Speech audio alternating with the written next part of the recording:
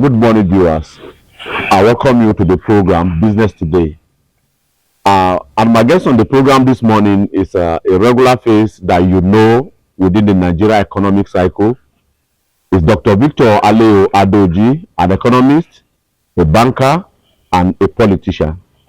Sir, you are welcome to the program Business Today. Welcome, my brother. How are you? How are you? I'm fine. How is the economy treating you? That's the aspect we are seeking to know from you. As it is, Nigeria as a country have the idea and the principle of changing our economic policies along with administrations. The administration of President Bola Tinubu, on assumption of office, he started with the policy of fuel subsidy. Though some are saying that the subsidy has been removed before his assumption of office, some say he just removed it. But as an economist, how do you see this fuel subsidy removal as a policy? Well, thank you very much, Elias, for having me. First and foremost, let me correct a particular nomenclature that I don't like. I am not a politician. I am a professional in politics. Okay. Those who are politicians are those who are professional politicians. It's their bread and butter. That's what they do for a living. That's not what I do for a living. Politics for me is a vocation. I have my own profession. So I would rather I'm addressed as a professional in politics. Having said that, one of the major problems we have in this country is the diet or the lack of a rolling plan. When you say rolling plan, it transcends administrations. So there's a handshake between one administration and the other. Outgoing and incoming. Outgoing and incoming, outgoing and incoming, outgoing and incoming.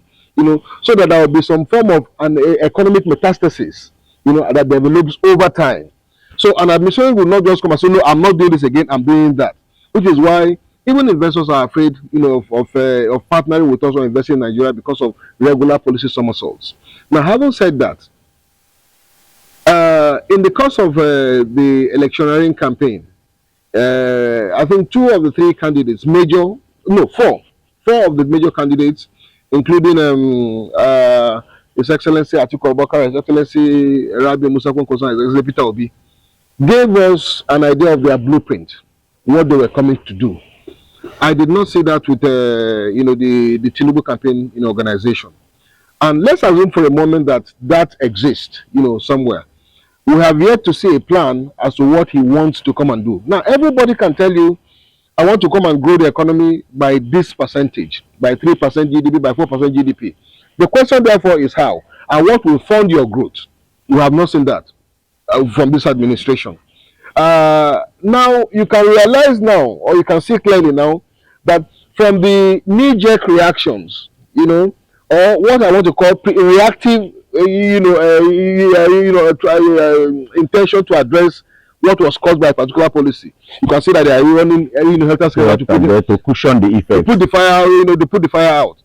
That simply tells you there is not a plan anywhere, before the policy was removed. Well, you said the policy was removed by, the outgoing administration, but the announcement was made by the present administration. And for it to have announced it, I would assume that you have thought it through, that it will make social and social impact, and then you have meliorated those impacts by doing 1 or 2 or 3 things. I've heard recently the 2 addresses by the president, one where he declared an emergency in the agricultural sector, and then the second where he talked about palliatives of 5 billion per state, and then 5 trucks of rice per state. The question is, deep in the ocean, we have 133 plus million people who are in extreme poverty in this country. And we know what happened with the palliatives during COVID or post-COVID. What most of the governors did, when you stuck them in warehouses, people got hungry, and there were insurrections everywhere, getting into some of these stores and getting these things out. In some places, they are even left there to exactly. Be destroyed, and they're destroyed at the end of the day. So now you are sending 5 billion per state. I don't know how it came about the 5 billion and how it's going to be shared. Some of them are mid-term loans. Some of them are I've yet to see the structure, and then 5 trucks of rice. The question is, have they done a simulation or an extrapolation of the impact of what he has, he has given out? That I don't know. Let me, however, state clearly that I agree totally with expunging, subsidy from oil regime, equation, but it should be done in a phased or staggered manner, in a manner that the effect, is not far-reaching on the generality of the populace. As it is, within a matter of 2 months, the middle class is almost being washed away. I'm actually talking about the upper middle class. Is already being washed away. And most of those in the lower middle class and the class below the middle class live on transfer payments from those in the upper class. So if I cannot fend for myself, why now transfer my scarce assets to someone who is looking up to me? So I'm sure if we are to do the computation of the poverty figures in Nigeria as of today, it will have moved far beyond the 133 million. So conclusively, it is suffice to say that the subsidy removal has caused more harm than good to Nigerians. Yes, the intention was fantastic, but the delivery has been so terrible. We have not seen it like this before. Again, another policy before we'll still come back to the subsidy policy. Another policy of the new administration, the Tinubu administration, is the promise to give loan to Nigerian students. As a banker, do you see that working out? So that I'm trying to see how are they going to disburse the loan? How is it going to be paid back? Do you see it as a policy that will work in Nigeria? Well, you have asked a germane question and you have answered it in one breath. Intention again, fantastic. Delivery is what actually we're looking at.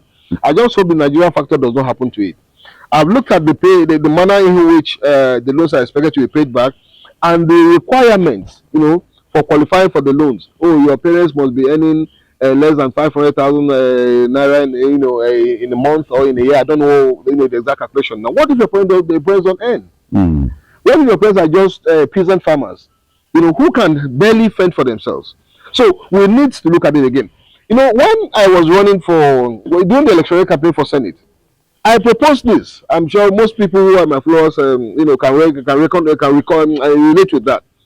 But what I said was that it is extremely very important that the local communities and the microfinance banks, are incorporated into the calculus, so that the students should not be burdened with paying as a run. But by the time you are done with your education, your certificates may not be issued to you ultimately, only a note will be given to you. So wherever you are going to seek a job, there will be a clearance from either the microfinance bank or the communities. And then we agree that a certain percentage of what you are earning per month comes back, to the cost. And if within a particular specific period of time, I remember they put it at 5 years, you are not able to secure a job, then the federal government should write off the loan. You see, the federal government should be responsible for the problem they have caused. So I agree totally with the policy. The dynamics of this particular policy is actually what we should look closely at. But it's a fantastic policy. We need to pull people from outside and put them in schools. However, the focus is actually on higher level education. But today we have 20 million out of school children at the primary and the secondary school level. Something has to be done. That's supposed to be the base, the foundation. Yes. So that actually itself, should be targeted. And of course, we know the reason why it's like that in large part, because most of the subnational executives have taken over the workings of local governments and have made them literally moribund. So that is an organizational institutional problem that can be fixed by policy and override. Thank you. Before now, since independent, Africa has been the focal point of Nigeria economic policy and foreign policy. What did you see as the effect our economic policy in Nigeria in relation to other West African nations? The truth is, my brother, I cannot address something that doesn't exist. I have not seen the Tinubu's economic policy. I have not seen the blueprint. If you have one, avail me. I'll read through it, then I can address it. You cannot address what does not exist. I've not seen it. All I see here are, feats, of, policy pronouncements, remove, oil subsidy. The next thing, the emergency on the agricultural sector. But I have not seen a blueprint. Even Abacha in his days had Vision 2020. So you had the document you can relate to. I have not seen this. If you have, you avail me, then I can address the issues. Then, towards the tail end of Buhari's administration, he was talking about construction of rail between Nigeria and Niger, purposely for economic interrelationship and things like that. And that is to say that there's a strong economic relation between Nigeria and Niger. And recently, ECOWAS is planning to go to, do I call it war or peacekeeping mission to restore a democratically elected government that was toppled by the military. Do you see that as, I mean, having adverse effect on Nigeria economy if, for instance, the war start or the mediating process start and there's military involvement? Well, the truth of the issue is, you see, you don't inflate other people's economies when your own economy needs reflating. You know, the issue of constructing a rail line all the way to Nigeria in the first place was very, very ill thought. What is the economic benefit of building a railway all the way to Nigeria? When by the same stretch, by the same length of the railways you are building, you can interconnect Nigeria and make more money from within Nigeria. So I didn't know what the economic benefit was. So, for instance, there's a rail from Kano to Abuja. Port Harcourt to Lagos. Interconnect within. That will give you actually more money and pay back itself within record time than stretching all the way to Nigeria. I think he did that for his own personal convenience and had no relation to relation between Nigeria's economy and that of Nigeria. What is even the strength of the Nigerian economy? What is the GDP of the Nigerian economy? What is the PPP of the Nigerian economy? What is the trade? The trade equation. The trade debt between Nigeria and Nigeria. Yes, I know they have a lot of sand there, maybe the Sahara. So he was importing sand into Nigeria. One would have been for what purpose? Nigeria still supplied Nigeria light, even though there's an agreement beneath that most people don't know, so that they can actually maintain the waters that flows into Nigeria to preserve the Rakaiji. That I know. So what was it? That had what economic value they do get from that I don't even know. If there's something behind that, one will need to understudy. Not forgetting that there are also claims that most of some of these Fulani herdsmen and farmers clash that we had are from actually those people that actually came from Nigeria, not the local Fulani people that we had here. So was he going to import more of them to wreak more havoc or what? That I don't know. So his admission did not, and we have yet to hear the benefits of wasting or investing, as it were, I stand corrected, such amount of money to build a railway to Agadez or to Niger. I don't know if there has been any. Finally, before we draw up a conclusion on this, we want us to get to talk. A lot of people have asked this question. I'm sure, it is at the beginning of this administration that people begin to hear about subsidy removal. Somebody who subsidy removal. A lot of persons may not even know what is this subsidy removal. What exactly is subsidy? I mean, the oil subsidy. What exactly is it? It's not an amorphous word. Subsidy simply means, to avail something at below the price that you are, at below the actual price. If, for example, this phone sells for, let's say, 1,000 naira, okay, and I say I give it to you at 600 naira, I've subsidized the phone, 400 naira, but somebody is paying the 400 naira. Okay. So what subsidy simply means is, we are giving this thing to you at below the cost, normal price, below the cost price, okay, but somebody is responsible for the difference. But one thing we are not asking, when we are talking of subsidy, we are talking of oil. Am I correct? That's right. PMS. Am I correct? Correct. And maybe diesel. Am I correct? Yes, sir. In a country where we are endowed with oil, one of the largest oil producing countries in the world, one of the largest in the world. Actually, among the first 100, one in the world. Okay. The simple thing they are saying is that, Nigerians, sorry, we have failed. We have been so corrupt. Our refineries are not working. We are actually importing what you have, and for that reason, we need to actually take money to make sure we give you what is yours. Imagine for a moment if the refineries in Nigeria are working. There will be no importation, instead there will be export. So all this issue about demurrage, landing costs, transport costs will not be there. What is making this product expensive? You take crude, they refine, they bring the barges that bring them. Then the landing costs, the also this cost and that cost and what cost. That is just it. And secondly, all of them in government should please fear God. Yes, they've conquered us. We can't do anything to them anymore. But they should fear God, and there's a day of judgment. The amount of oil or crude they steal from this country is enough to wipe off completely provision made for subsidy. And they know themselves. Have you seen a badge before, my brother? Online. Okay, they've seen a badge online. But you know what? You know a ship. I That do. is that sometimes bigger. Those things don't go through holes. They see them. Physically. They And, see it physically. and we have our maritime agency and So they know themselves. the naval forces and all of that. We run two governments. The one you see and the one we don't see. The one we don't see is usually bigger than the one we see, and they're also even richer. I am telling you, there are people that are richer than states from stolen oil. So all this issue of subsidy or no subsidy, correct, the oil management infrastructure, institutionalize our management, and these things will work. At what point did Nigeria start this subsidy stuff? Well, I can't recall exactly when the subsidy stuff started, but I think it escalated when we stopped refining in Nigeria. Yeah, on a final note, Baba Buhari promised us then in 2015 that each year he's going to revive one refinery, meaning that at the end of 4 years we'll have had 4 refineries running. But we had 8 years and none of them became, worked till the end of his administration. Again, this idea of privatizing refinery came in, and we had Dangote refinery that was commissioned.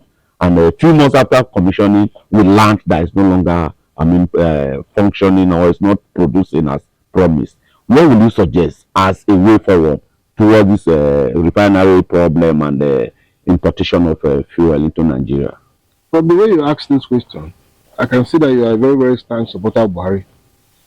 You made it sound as if it was only the refineries he promised that he did not deliver on. As a journalist and someone who is very learned, you are out there, have all the information.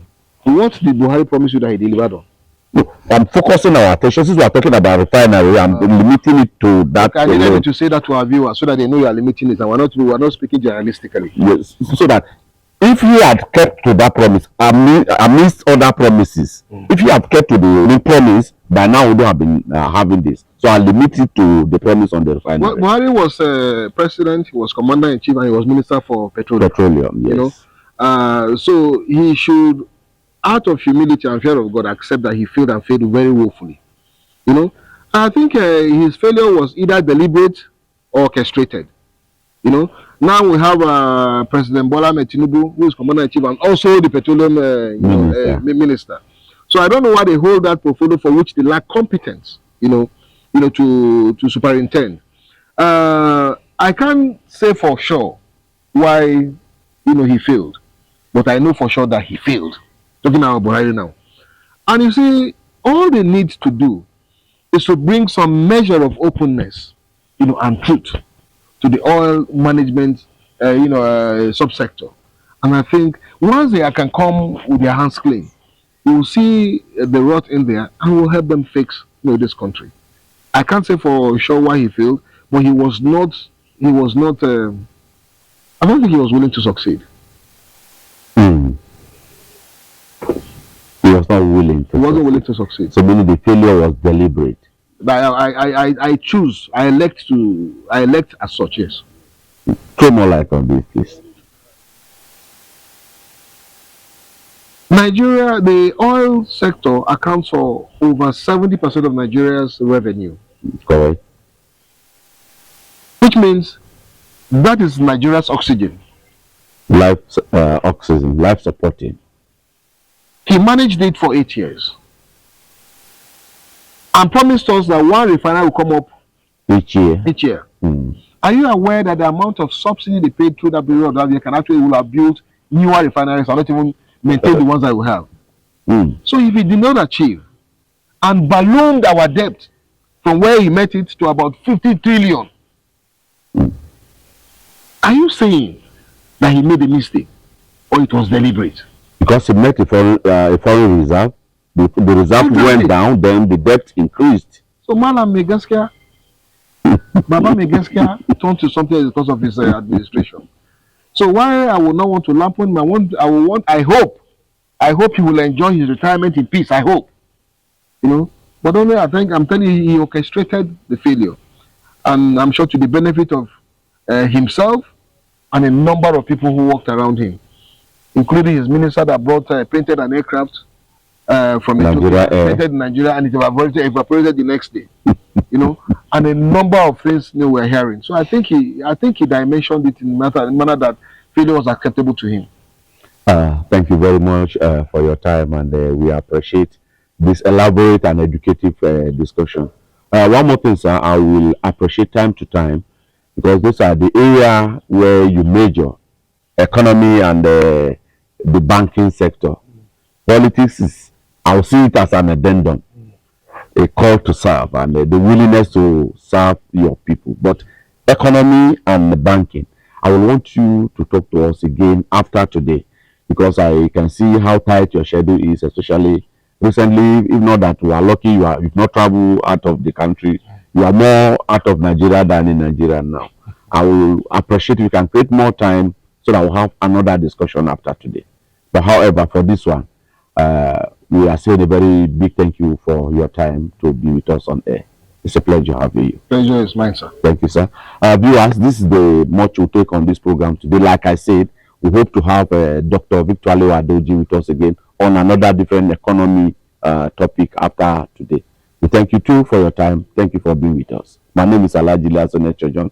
You are a person on the program Business Today. Thank you for being with us.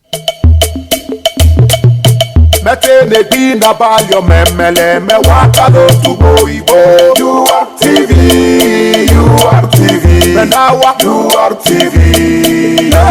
Menawa kalo ina bali ogeta. Iyo bubari eyola ukola etete. Menawa kalo tubo ibo. You are TV, menawa, you are TV. Ibo mikala, you are TV. Menawa, menawa.